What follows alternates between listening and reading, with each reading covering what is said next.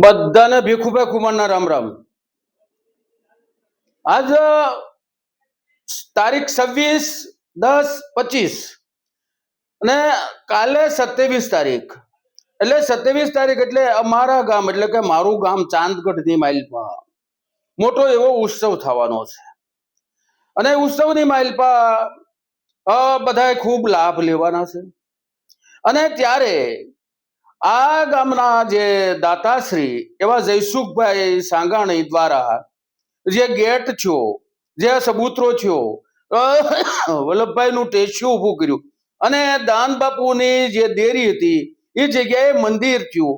એટલે એની પણ પ્રતિષ્ઠા અને બીજા લોકાર્પણનો કાર્યક્રમ. અને આ મોટા કાર્યક્રમની માઇલપા લોક ડાયરાનો પણ કાર્યક્રમ છે, રાતે ડાયરાનો પણ કાર્યક્રમ છે.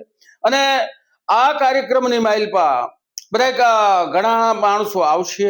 અને ત્યારે હું એક ફેરું મેં આ વાત તો કરી ચૂક્યો છું, પણ આજ મારા આંગણે આ કાર્યક્રમ હોય તો મારે એ વાત કરવી, કારણ કે દાન બાપુનો આજ કાર્યક્રમ છે. અને દાન બાપુનો આ ગામની માથે વરદાન છે. તો કેવું વરદાન, કેવી રીતે વરદાન? તો એ જે તે વખતે દાન બાપુ અહીંયા હતા અને એ વખતે આ ગામના મોટેરા દરબારો ત્યાં બાપુના દર્શન કરવા માટે ગયેલા. અને ત્યાં વાત થઈ કે ગાવું ને નિરણની ઘટ છે, નિરણની ઘટ છે. એટલે આ ગામના જે તે વખતના ગઢેરા ગયા, એને કીધું કે બાપુ નિરણની તો અમે ન કહી, પણ અમારા ગામની મારી પાસે સરિયાણ બહુ સારું છે. જો તમે ગાવું ત્યાં મોકલો તો અમે હાંસવી દઈએ, કારણ કે અમારો એ શેત્રુંજીનો કાંઠો જે છે એમાં સરિયાણ બહુ સારું થાય અને ઝીંઝુઓ થાય. અને અમારે મોટું સરિયાણ છે તો એની માઇલ પર તમારી ગાવું ને અમે હાંસવી લેવું, તો તમે ગાવું મોકલો. બાપુએ ગાવું મોકલ્યું અને અવારનવાર બાપુ પોતે આવે, ગામ પ્રત્યે લાગણી અને ઘરે ઘરે પધરામણી કરે. બાપુ ઘરે ઘરે પધરામણી કરે અને ગાવું જો રાજી થાય, કારણ કે ગાવું ધરાણેલું હોય એટલે રાજી થાય. એમ કરતા કરતા ચોમાસાનો ટાઈમ આવ્યો, પોતે પોતાની જગ્યાની માઇલપા ચલાવવા ભજન કરે છે, માળા ફેરવે છે. એની માઇલપા માણસોએ આવીને કીધું કે બાપુ વરસાદ બહુ વરસે છે. કે હા વાલા, વરસાદ અટાણે નહીં વરસે તો એ વરસીએ, કારણ કે અટાણે 8 મહિનો છે અને અટાણે નો વરસે તો કઈ વરસે. બીજી ફેરું કીધું બાપુ પણ બહુ વરસાદ વરસે છે. કે વાલા એ તો રાજાનો રાજા છે, ક્યારેક ટીપું વધુ ક્યારેક ટીપું ઓછું, આવું તો અવારનવાર છાજ કરે, એને તો આખી ખલકનું કરવું છે. અને ત્રીજી ફેરું કીધું બાપુ પણ બાપુ બહુ વરસે છે વરસાદ. કે વાલા એટલા બધા અકળાય કેમ ગયા, તમે એટલા બધા અકળાય કેમ ગયા? વરસાદ તો વરસે એનું કામ છે. કે બાપુ એવું નથી, કે તો કે આપણી ગાવું ચાંદગઢ છે અને ચાંદગઢ ને ફરતી 7 નદીઓ છે અને આ બધું પાણી ત્યાં ચાંદગઢ જાય, તો આપણી ગાવું તણાઈ જાહે તો? અરે વાલા, બાપુના શબ્દો નહીં કહી ગયા. અરે વાલા, ચાંદગઢ તો ચાંદગઢ છે, એ સાણાની ઘોડે તરે પણ કૂતરાનો કાને નો તણાય. આ બાપુનું ભજન, આ બાપુનું વરદાન, અને બાપુએ આવું વરદાન દીધું. 250 વર્ષના વાણા વાઈ ગયા. આજ લગીમાં કોઈ દી કોઈ પણ પશુ કે માલ ઢોર કે માણસ કોઈ તણાઈને મર્યું હોય એવો અમારા ગામનો દાખલો નથી. 250 વર્ષની માઇલપા ચારેકોર 7 નદીઓ છે અને બધી નદીઓ સલકાઈ જાય છે. તો એ આખી સીમની માઇલપા ક્યાંય પણ કોરું ન હોય, ગામની માઇલપા પણ ન હોય, આવી પરિસ્થિતિ સર્જાય છે. અને એની માઇલપા તાજેતરનો દાખલો 2015ની માઇલપા પુષ્કળ પાણી આવ્યું અને ત્યારે અમારે ઓરિયા કાંઠો કહેવાય, એટલે શેત્રુંજીને કાંઠે જે ખેતર છે એને ઓરિયા કાંઠો કહેવાય. ત્યાં અમે અમારા ભાણિયાભાઈને 20 વીઘા જમીન આપેલી છે. એ જમીન એને ચોખ્ખી કરાવી અને એની માઇલપા વાવેતર કર્યું, ચારેકોર તાર ફેન્સી કરી અને વણ અગાઉ ઉગાડી દીધું. અને મજૂરની જરૂર પડી એટલે અમારે મારા ભત્રીજા એવા રાજુભાઈને કીધું કે મજૂર જોતા છે. ને અમારે ત્યારે કોલસાનું હતું, પરદેશી બાવા કાપીને કોલસા કરે, એટલે કોલસાના મજૂર અવારનવાર આવતા. એટલે એ મજૂરની ઓળખાણ રાજસ્થાનમાં ને કચ્છમાં, એટલે રાજુભાઈ કચ્છમાં ફોન કર્યો. એટલે એ મજૂરે કીધું કે અમારી પાસે એક ઘર છે, એને મોકલું છું, તમે એને હાંસવજો. એટલે એને એક ઘર મોકલું, 5 છોકરા અને 2 માણસ, એનું નામ પ્રભુ. હવે એ મજૂર આવ્યા એટલે અજાણ્યા મજૂર, હજી એના ફોન નંબર પણ લીધેલા નહીં, અને જઈ અને ખેતર મૂકી આવ્યા, રોંઢે ખેતર મૂકી આવ્યા. એટલે 3 વાગ્યે બપોર કીડે અને વરસાદ શરૂ થયો, પણ તરુમજટ વરસાદ, ચારે કોર કાંઈ દેખાય નહીં એવો વરસાદ શરૂ થયો. આ મજૂર ત્યાં મૂકી આવ્યા છે, અને એની માઇલપા પાણી આવ્યા, એટલે શેત્રુંજી નદીની માઇલપા પાણી આવ્યું.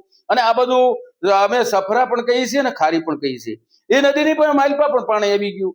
હવે એ મજૂર ને એમ થયું હાલો ગામમાં વ્યા જાય, અહીંયા ક્યાંક પાણી આવશે, અને બાવવા આવ્યા. પણ આ બધું નદીમાં પાણી જોયું, ત્યાં જોવે તો એક લીમડી હતી, એટલે નાની એવી લીમડી, નાની માથે કેમ હાથ ચડશું તો ભાંગી દે એવી એને બીક લાગતી હતી. છતાં પછી તો કોઈ ઈલાજ નતો, ડૂબતો માણસ તરણું પકડે એમ 7 જીવ એ લીમડી ઉપર સડી ગયા.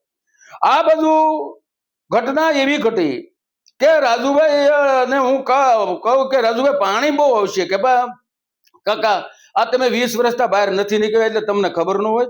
શેત્રુજી બહુ ઊંડી થઈ ગઈ, એ બારું ન નીકળે પાણી. અને મેં કીધું અમે 82 નું જોયું છે, એટલે અમને એમ થાય કે પાણી આવી જાય, કે ના ના હવે એવું ન આવે. અને એની માઇલપા બપોરના 12 થયા અને પાણી આવ્યું.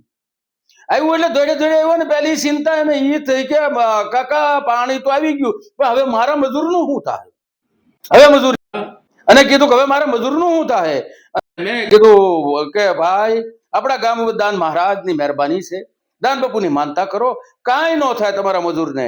અને રાજુભાઈએ દાન બાપુની માનતા કરી કે હે દાન બાપુ, જો મારા મજૂર સલામત વી આવશે તો હું તમારી જગ્યામાં આવીને પગે લગી, અને મજૂરને હવે હું નહીં આવતા જોઉં ને ત્યાં લગી અન્ન ને પાણી અગ્રાસ છે, અન્ન પાણી અગ્રાસ કરી દીધા. અને મને કે કાકા જો મારા મજૂર હું જીવી નહીં, કારણ કે હું આવ્યો છું ત્યાં. અને પછી તો બીજો દિવસ થયો, અને બીજે દિવસે સવારના 9 વાગ્યા, અને 9 વાગ્યે રાજુભાઈ છે એ દોડતો આવે છે, કાકા કાકા કાકા કરતો કે કાકા મારા મજૂર જીવે છે. એ આંખમાંથી હરખના હું યાદ આવીશ. મને કે મારા મજૂર જીવે. મેં કીધું કોને કીધું ભાઈ? કે કચ્છમાંથી ફોન આવ્યો, કે આ જે મજૂર છે એના જેને મોકલ્યા હતા એ કચ્છમાં ફોન કર્યો, કારણ કે એના નંબર નતા, એટલે કચ્છમાં ફોન કર્યો. ઈ જે કચ્છના મજૂર હતા એને રાજુભાઈને ફોન કર્યો, અને એને કીધું કે લીમડી ઉપર છે તમારા મજૂર અને જીવતા છે. અને અહીંથી 5-25 માણસો ગયા. પછી તો નદીમાં પાણી સાચે પાણી હતું, ઉતરી અને 15-20 ગામના લોકો ગયા અને લઈ આવ્યા. મેં કીધું હવે એને કોઈ એટલે કાંઈ પૂછતા નહીં, એને ખવડાવો પીવડાવો, કારણ કે ભૂખ્યા તરસ્યા અને માથે કાળ ઝૂમતો હતો, જીવતા હતા. એને ખવડાવી પીવડાવીને ઉભરાવ્યા. અને હાજે મારી પાસે બેહાડીને પૂછતો હતો, અને એને જે વાત કરી કે આ નદીમાં પાણી અમે ભાવ્યું એટલે ભાગ્યા કે ગામમાં વ્યાજ આવી. આ બધું આવ્યા હતા, અમે આ નદીમાં પાણી હતું, આમ જોયું તો ક્યાંય જવાય એવું નહીં, અને પાણી તો વધતું જ જતું હતું. એટલે એક લીમડી છે, એ લીમડી ઉપર અમે ચડી ગયા, પણ નાની એવી લીમડી, અમે હાથે એની ઉપર ચડી ગયા, બીતા હતા કે આમાં હલશું તો ભાંગી દે. અને પાણી તો વધવા માંડ્યું. પછી તો કે મારા પગે અડે અને નીચે વ્યુ જાય એટલું પાણી આવ્યું. એની માઇલપા નદીની માઇલપા એક ઊંટ તણાતો જાય, અને એની માથે 3 માણસો બેઠેલા બચાવો કરતા જાય. અમને એમ થયું કે અમારી પણ આ જ દિશા થાય. અને એમ નામ પછી તો છોકરાઓને એની અંદર આવે, એટલે છોકરાઓને બાઈએ હાડી કાઢી અને હાડીની માઇલપા બાંધી અને 2 લીમડીના ડાવે બાંધી દીધા, અને પોતે એના છોકરાઓને આધાર રાખી. અને એકવાર વધુ હલે તો બીક લાગે, એકવાર છોકરાઓની બીક. અને એમના એની માઇલપા એક કન્ટેનર ગોખર, મોટા ગોખરો આવે છે તણાનું, અને એની માઇલપા કન્ટેનર એટલે એક ડબ્બો રેલ ન થાય એવું કન્ટેનર તણાતું આવે છે. એને જોયું કે આ હવે આપણે હારે ભટકા હે એટલે આપણું પૂરું થઈ જાય, અને કેમ પણ પડખેથી ગોથું ખાધું અને વહી ગયું. અને અમારે જ્યાં બોરા રેલવે સ્ટેશન છે એના પુલમાં હલવાનું. અને આ બધું એ મજૂર વાત કરે છે કે અમને આખી રાત એ રીતે અમે કાઢી, અને અમને કોઈ બસાવી લીધા, કોઈ ઈશ્વરી, કારણ કે અમે સેડાથી જે પાણી હતું ને એ પછી ક્યારેય વધ્યું નતું. એટલે દાન બાપુએ આ હાથે જીવને ઉગારી લીધા. અમારા ગામની માથે કાયમ માટે દાન બાપુની મહેરબાની છે, કાયમ માટે બધાને ઉગારે છે અને બસાવે છે. એ દાન બાપુનું કાર્ય થાય છે, અને એ કાર્યની માઇલપા હું એ જયસુખભાઈ દાતાશ્રી અને અમારા ઉપસરપંચ શ્રી જસુભાઈ ખુમાણ તરફથી હું તમામને બે વતી આમંત્રણ આપું છું કે બધા ભાઈઓ અમારા આનંદ અને ઉત્સવની માઇલપા બધા ભાઈઓ આવજો, આનંદથી આવજો અને અમારા આ શોભા છે એ શોભામાં વધારો કરજો એવી બધાને આમંત્રણ આપું છું. જય માતાજી.